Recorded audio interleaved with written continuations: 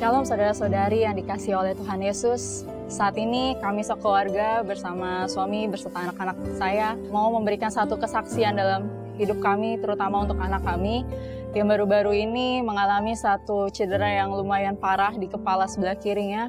Tepatnya pada tanggal 27 Februari kemarin, pagi-pagi itu hari Sabtu, anak kami jatuh dari tempat tidur yang lumayan tinggi, membentur kepala sebelah kiri, dan tidak ada satu reaksi apapun, nangis, muntah maupun apapun. Kemudian pada tanggal 1 Maret, tepatnya itu hari Senin, malam kami baru tahu bahwa ada benjolan lumayan besar di kepala sebelah kiri dia. Benjolan itu tidak keras tetapi sangat lembek, seperti ada air di dalam kepalanya. Lalu kami mulai konsultasi dengan salah satu aplikasi untuk chat dengan dokter. Dia bilang itu adalah hematoma, pecahnya pembuluh darah di bawah kulit. Lalu pada tanggal 3 kami sekeluarga, kami bersama anak kami ke salah satu rumah sakit besar di Depok. Dan dokter tersebut mengatakan anak kami harus dioperasi. Itu operasinya lumayan besar. Dan jika nanti tidak bisa disedot darahnya yang ada di dalam kepala, dia harus mengadakan satu pembedahan. Dan ketika di hari Kamis dan beranjak ke hari Jumat, itu adalah keputusan kami sebagai suami istri karena data yang harus kami kumpulkan untuk kesepakatan di hari Seninnya anak saya harus operasi besar. Tapi ketika paginya, Jumat paginya sekitar jam 9, data itu harus dikumpulkan karena kita harus mengecek lagi kondisi anak kami dan harus melampirkan ke dokter paru dan dokter yang anak supaya di hari Senin itu clear. Dan saya sama istri saya bilang Tuhan pasti akan melakukan terbaik.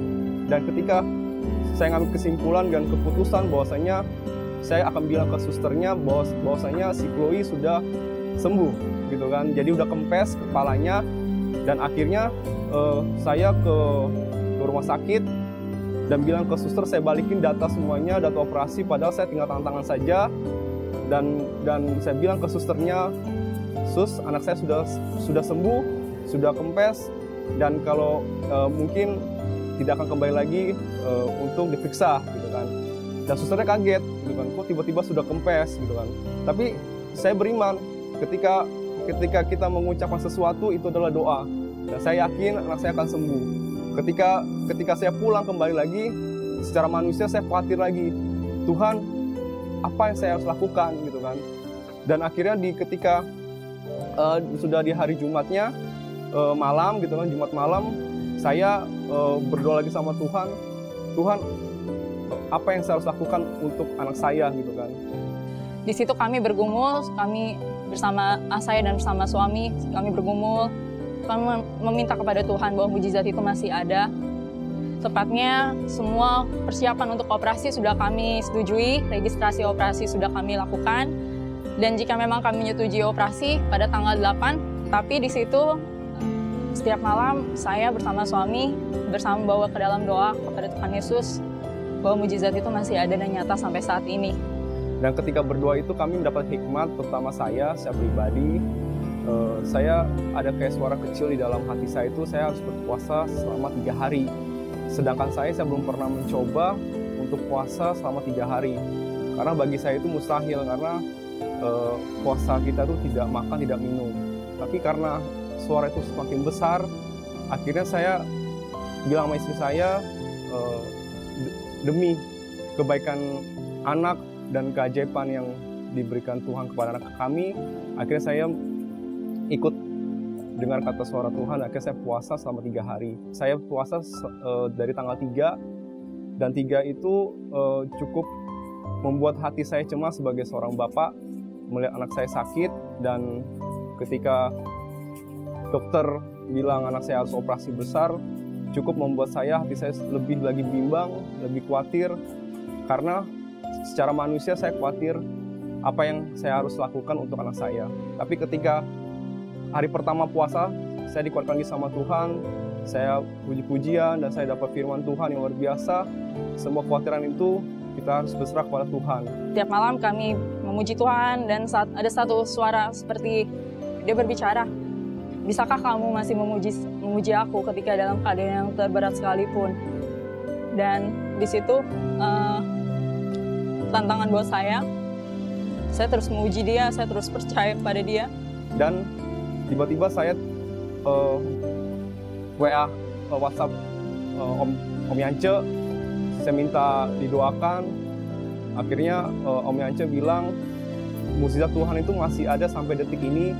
Dan akhirnya Om Yance juga datang mendoakan anak saya di hari Kamisnya, dan saya sekeluarga dikuatkan lagi bahwasanya Tuhan Yesus itu akan menolong kami tepat pada waktunya, sesuai dengan waktunya Dia. Dan tepatnya pada hari Jumat, saya dan suami bersepakat untuk pindah rumah sakit, dan kami mendapatkan satu bedah anak. Hari Sabtu kami datang, Sabtu pagi, ternyata dokter itu bilang untuk di CT scan. Dan kami harus menginap karena untuk hasil CT scan-nya datang hari Minggu. Jadi dokter bisa untuk bisa visit untuk melihat hasilnya.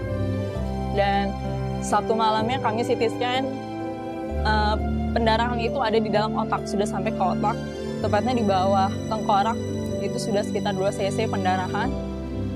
Menurut tim yang ada di bagian radiologi, itu bilangnya operasi. Ternyata puji Tuhan, dokter ini adalah anak Tuhan. Dia suka pelayanan, dia WL juga. Wah, dalam hati saya kecil saya bersyukur. Ini Tuhan yang menentukan gitu, Tuhan yang menunjukkan dokter ini. Saya yakin banget gitu kan. Ketika puasa di hari ketiga itu, di Sabtu saya booking saya ke rumah sakit tersebut. Saya mengantarkan anak saya ke rumah sakit tersebut untuk dokter tersebut supaya memeriksa anak saya. Ternyata puji Tuhan jawabannya menenangkan saya bahwasanya luka ini tidak perlu dioperasi gitu kan, tapi kita harus CT scan dulu gitu kan. Pas ketika CT scan di Sabtu sorenya CT scan, ternyata lukanya memang cukup ada pendarahan di otak. Ada kayak buletan gitu. Dia udah sampai masuk ke otak, sekitar 2 cc darahnya. Jadi dokter itu bingung, kok kejadian udah hampir seminggu tetapi darahnya masih baru. Dia takutnya ada pendarahan yang pelan-pelan. Takutnya di dalamnya masih ada pendarahan yang terus berlanjut pelan-pelan. Dan kalau nggak segera ditangani, takutnya dia ke tengah. Kalau udah sampai ke tengah ini, itu udah bahaya. Ya, ini. Ini yang lebih terangnya. Dia di bawah tengkorak. Dan ini di luarnya benjolnya itu. Ini darah semua. Puji Tuhannya. Ya, ini sekitar 2 cc darah. Ini masuk ke otak. Itu langsung tengkorak. Kepala, dan ini dia masuk ke otak. Pas ketika hari Minggunya, anak saya sudah dirawat gitu kan. Dirawat supaya ada namanya diobservasi dulu. Jadi tidak langsung dioperasi tapi diobservasi dulu, agar apa yang dimasukkan obat itu ada satu impact yang baik untuk anak saya. Ternyata benar, saya meyakinkan obat itu akan menyembuhkan anak saya. Dan minggu malam kami ibadah di rumah sakit menggunakan handphone gitu kan, ala kadarnya. Di tanggal 7 Maret pas Pak Yongki khotbah itu tentang sungai kehidupan gitu kan, sungai kehidupan yang dimana setiap manusia harus melalui tingkatan gitu kan, tingkatan dimana kita lebih dekat lagi sama Tuhan itu seperti apa gitu kan, memandang Tuhan itu seperti apa. Dan di situ kami sama istri saling mengintrospeksi diri, apakah dengan kejadian ini membuat kami itu semakin lebih dekat lagi sama Tuhan atau tidak gitu kan. Dan akhirnya saya yakin banget ketika saya buka puasa di hari ketiga, di hari Sabtu gitu kan, malamnya saya buka, puji Tuhan itu ada satu kelegaan buat saya. Ternyata saya bisa mampu puasa 3 hari. Tapi secara manusia saya tidak mampu sebenarnya, tapi karena Tuhan mendorong saya supaya puasa 3 hari, saya lakukan gitu kan. Oke, itu saya lakukan. Dan di hari Seninnya itu kata dokter bedah anaknya itu harus menangani ke dokter saraf, dokter saraf. Dan akhirnya dikasihlah dokter saraf. Ternyata saya tanya siapa namanya gitu kan. Oh ternyata namanya udah nama nama yang luar biasa, karena itu ternyata nama yang disuruh Tuhan untuk mengurus anak saya gitu kan. Ternyata itu orang Kristen juga, orang Nasrani dan orang yang pengikut Tuhan. Di situ luar biasa. Jadi 2 dokter itu anak Tuhan gitu kan. Saya meyakinkan lagi bahwasanya mukjizat itu nyata dalam segala hal, dalam segi apapun Tuhan akan menolong keluarga kami itu sesuai waktunya.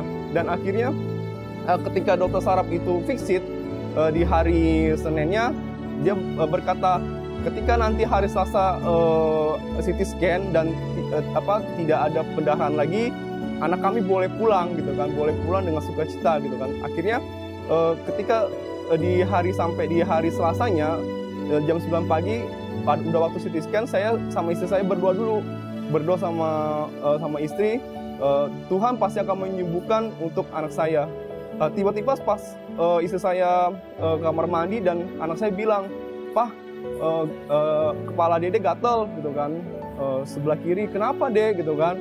Aku bilang, "Kenapa, Dek?" Terus kata Dede, "Ini gatel." Terus aku bilang sama Dede, aku kuatkan Dede Chloe, bilang, "Ini Tuhan sudah menyembuhkan," gitu kan.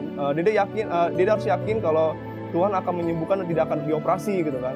Benar, ketika di hari Selasa itu pendarahan itu benar berhenti gitu kan, berhenti dan berkurang. Ternyata Tuhan Yesus itu menolong kami sekeluarga dengan mukjizat yang luar biasa.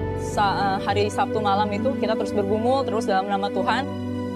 Pada esoknya kita harus konsultasi dengan bedah saraf dan dia bilang kita harus dikasih obat melalui injeksi. Jadi anak kami mendapatkan 1 infus. Tanggal 6 Maret kita mengadakan CT scan dan kita dirawat inap untuk anak kami sampai tanggal 9. Jadi kita 3 hari ada di rumah sakit. Lalu satu mukjizat yang luar biasa itu terjadi di tanggal 8 ketika dokter itu visit lagi dan dia lihat besok bisa pulang sepertinya. Tetapi kita harus adakan CT scan yang kedua. Pada tanggal 9 paginya anak kami mengalami gatal-gatal di kepala kirinya. Terus kata suami saya, "Kenapa?" Dia bilang, "Dan tidak apa-apa, gatal aja di bagian benjolan ini, gatal sekali." Kita mengadakan CT scan pagi. Puji Tuhan, pendarahan di otaknya sudah mulai berkurang dari 2 cc menjadi 0,4 cc. Dan di hasil CT scan-nya itu lebih dominan berwarna hitam, itu tandanya darah itu sudah mulai mengering. Udah mulai hitam. Nih, ini hitam kan tadi kan terang banget nih. Darahnya. Hitam.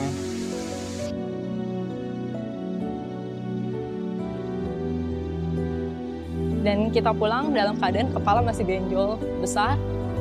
Ditunggu sama dokternya, bilang minggu depan kita harus kontrol kedua. Benjol yang di mana? Gede nggak? Iya. Sakit. Terus sekarang sembuh nggak? Sembuh. Yang sembuhin? Yesus. Tuhan Yesus baik nggak? Baik. Tuhan Yesus baik. Terima kasih. Tuhan Yesus. 3 hari itu juga anak saya pulang gitu, luar biasa. Karena ketika saya disuruh puasa sama Tuhan, disuruh puasa 3 hari, anak saya juga 3 hari itu pulang dari rumah sakit. Tapi puji Tuhan sekali, anak kami sampai saat ini sudah sembuh total. Tepatnya 2 hari sebelum kita kontrol, kita mengecek kepalanya dan sudah benar-benar hilang, benjolan itu sudah benar-benar hilang dan kembali normal 100%. Dan kami percaya itu mukjizat yang Tuhan boleh beri untuk keluarga kami, terutama untuk anak kami. Dan percayalah, sampai saat ini pun kami sekeluarga masih mengalami satu mukjizat itu dari Tuhan. Tidak ada yang tidak mustahil bagi kuasa nama Tuhan ketika kami berserah dan ketika kami percaya kuasanya itu nyata. Maka dia turun tangan untuk menyelamatkan kita umatnya. Jadi kesimpulan adalah mukjizat itu dalam segi waktu, dalam segi usia, tidak memandang. Saya yakin dan kami sekeluarga sampai detik ini Tuhan Yesus selalu memberikan terbaik buat kita, yang kalau kita mengandalkan kekuatan Tuhan dan mencari Tuhan dan mendengarkan kata suara Tuhan, Tuhan akan memberikan jawaban terbaik untuk kita semua. Terima kasih, semoga kesaksian ini menjadi suatu kekuatan bagi kita semua. Shalom.